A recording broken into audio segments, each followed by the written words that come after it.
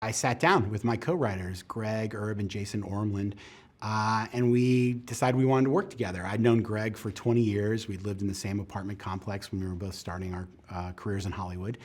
And I said, I want to make a scary imaginary friend movie. And they said, well, we want to make a scary teddy bear movie. And we agreed to combine the ideas, and we came up with the script for Imaginary. We have an incredible cast in our film, led, of course, by DeWanda Wise, the legendary Betty Buckley, Tom Payne, Veronica Falcone. We're very, very fortunate to have so many outstanding performers.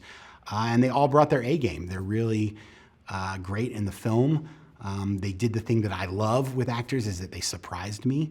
You know, they served the story, they were very collaborative, but they also made choices that I didn't necessarily anticipate, and that's my favorite thing about filmmaking.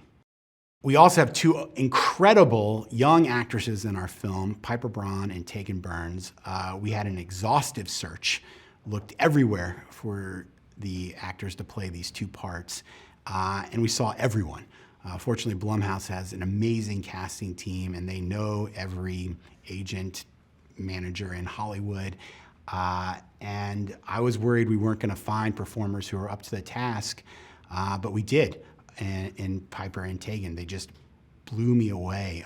I mean, their auditions could have been in the movie. Designing Chauncey was a process. We worked with a creature company called Spectral Motion. They do all the monsters for Guillermo del Toro's movies, for James Gunn's movies. I had actually met with the principal designer, Mike Elizalde, when I was earlier in my career, and I was trying to get another movie off the ground, and he was very generous with his time. So I was excited to work with him again, and I actually brought him onto my last movie that I did for Netflix. And when it was time to do this film, I called them up and I said, hey, I've got another film, do you want to do it?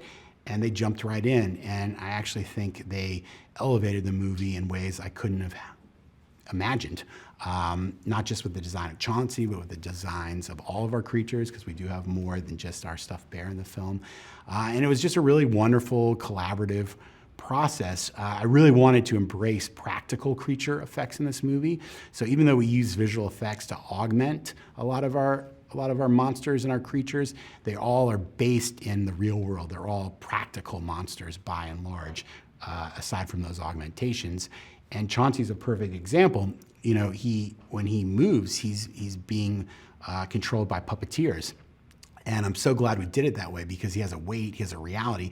And when he moves, the movements are very slight, they're almost imperceptible, but they feel very organic. They don't feel like they're defying gravity. Like you feel that he is a physical presence in the room, which is really important, because we're trying to walk this line, asking the audience to ponder whether or not he's real or he's imaginary.